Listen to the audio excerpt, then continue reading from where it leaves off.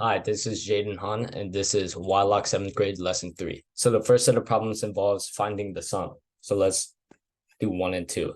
So the first problem asks -4/9 plus 1 and 4/5. So first thing you'd have to do is change 1 and 4/5 into an improper fraction. And the way you do that is you multiply the whole number with the denominator, and then you add the numerator to get the numerator of the improper fraction. So if we do that, -4/9. So 1 times 5 is 5, and then plus 4 is 9. So 9/5. So next we have, the rule of thumb basically for fractions is that they have to have the same denominator if you want to add or subtract them. So we have to see what the least common denominator is. So looking at the multiples of 5 and 9, you would see that the least common denominator is actually 45. So to change the denominator into 45 for 4/9, so you'd have to multiply it, the numerator and denominator, by 5. And for 9/5, you would have to multiply it by 9. So that gives us -20 over 45 plus 81 over 45. And next you would just do it. You would add left to right. So what's -20 plus 81? Well, that's 61. And that gives us our final answer of 61 over 45. All right, let's try out the next problem. -1.7 plus -5.5 plus -x, and x equals 2.4. So basically, we would have to plug in 2.4 for where it says x. So it'd be -1.7 plus -5.4 plus -2.4.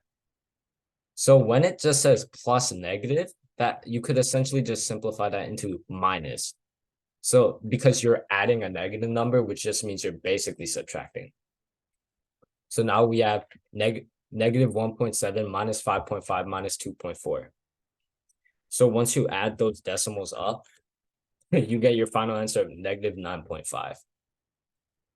All right, the next set of problems involve finding the difference. So let's do number 1 and 2. So the first set of problems asks 1/2 minus 5/6. So as I mentioned previously, you have to have the same denominator. So we have to find what the least common denominator is. So looking at the multiples of 2, you can see that if you multiply 2 times 3, you would get 6. So that's how you get your least common denominator of 6. So you'd have to multiply the numerator and denominator by 3 in order to obtain the version. In order to obtain 3/6. So it'd be 3/6 minus 5/6. And then you do basically subtract left to right. So 3 minus 5 is -2. So you get your final answer of -2/6. And that could be actually simplified into -1/3, as both the numerator and denominator are divisible by 2. Okay, let's try on number 2. So 1/2 minus -1/4. So I mentioned in the previous section, if you're adding negative numbers, that's the same as subtracting. So this is a different type of subtracting if you're subtracting negative numbers. So if you're subtracting negative numbers, that means you would actually be adding, since the two negatives would basically cancel each other out and it turns positive. If you want to think of it, it's like if you're taking away a negative number, a negative amount of something, that actually just means you're giving something rather than taking away a negative amount. So it simplifies to 1/2 plus 1/4. So now we just have to find the least common denominator, which is 4, since the multiple of 2 is 4. So we multiply the numerator and denominator of 1/2 by 2 to obtain the simplified version of 2/4. And next we just add left to right, and that gets us our final answer, of 3 over 4. All right, let's move on to the next set of problems. So next it involves multiplying real numbers. So first we have to find the product. So let's do 1, 2, and let's do 5. So number 1, negative 42 minus 1/6. So when you're multiplying a whole number with a fraction, you would multiply the whole number with just the numerator. Since if you wanted to imagine it, a whole number just has over 1 underneath it. So you just have to multiply negative 42 times negative 1. And if you're multiplying negatives together, it actually gets you yeah, multiplying negatives together, it should get you a positive since the two negatives cancel out, similar to when you're subtracting a negative number. So you should get your answer of 42 over 6. And that could be simplified even further. Because if you look at the numerator and denominator, you could see that both are divisible by 6. So 42 divided by 6 is 7, and 6 divided by 6 is 1. And that gets you your final answer of 7. All right. The next problem involves similar concept, but there's no fractions in this one. It's just to test what happens if you multiply a negative number with a negative number. So mentioned previously, if you multiply a negative number with a negative number, you get a positive. So you get your final answer of 90. And finally, we have 2x plus y. So where x equals negative 2 and y equals 3.6. So you would plug in negative 2 wherever it says x and y wherever it says, or 3.6 wherever it says y. So first, we would have to remember PEMDAS. So does multiplication or addition come first? Well, PEMDAS, the m comes first, so multiplication would come first. So you multiply negative 2 times 2 to get negative 4. So negative 4 plus 3.6. And then that should get you your final answer of negative 0.4. All right, let's move on to the next section. Divide real numbers. So let's try out number 1 and 2. Negative 1 divided by negative 7 over 2. So when you're dividing fractions like these, the rule of thumb is that when you're dividing a fraction, you can actually multiply it if you flip the fraction over. So, and that's called a reciprocal. So the reciprocal of negative 7 over 2 is negative 2 over 7. And that shifts the equation from dividing negative 7 over 2 to multiplying negative 2 over 7. So next, all you have to do is multiply negative 1 times negative 2 over 7 to get you positive answer of 2 over 7. All right, and number 2. So 8 divided by negative 4 over 11. So previously mentioned, you would have to flip the reciprocal to make it a multiplication problem. So 8 times negative 11 over 4. So that shifts it into a negative. It shifts it into a negative 11 over 4 and a multiplication problem. So next, you would multiply the numerator with the numerator. So you get negative 88 over 4.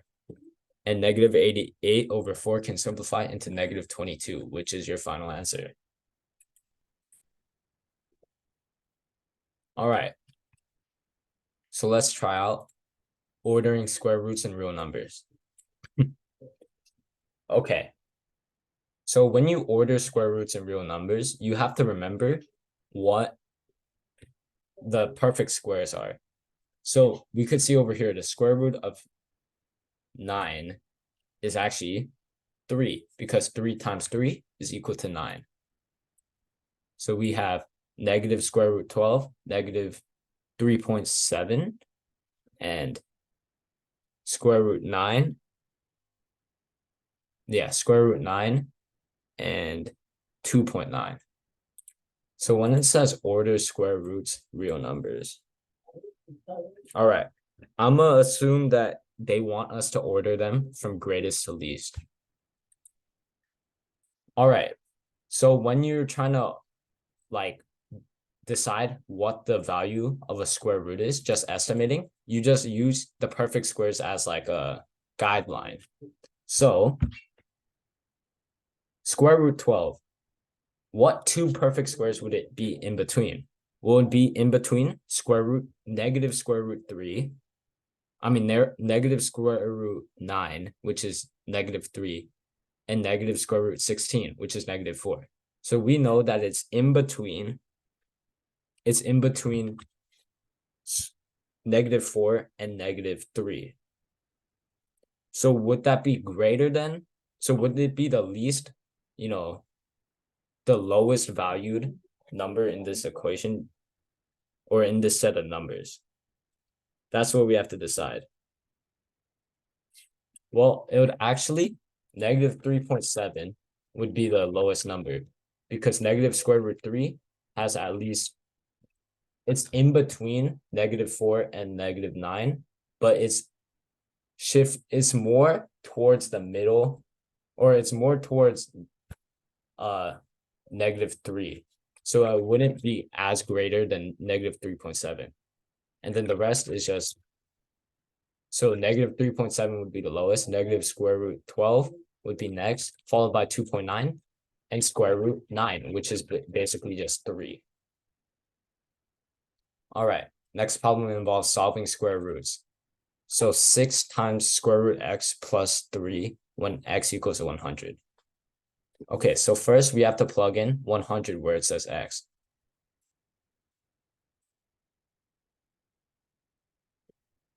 So we know, so the square root of 100 is 10, because when you multiply 10 times 10, you get 100.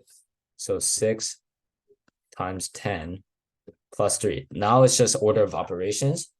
Mentioned previously, multiplication comes before addition, so you'd multiply this first.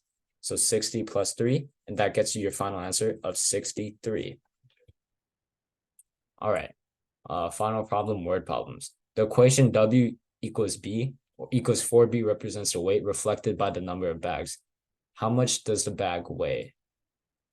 So we have W here, which is the weight, and the number of bags.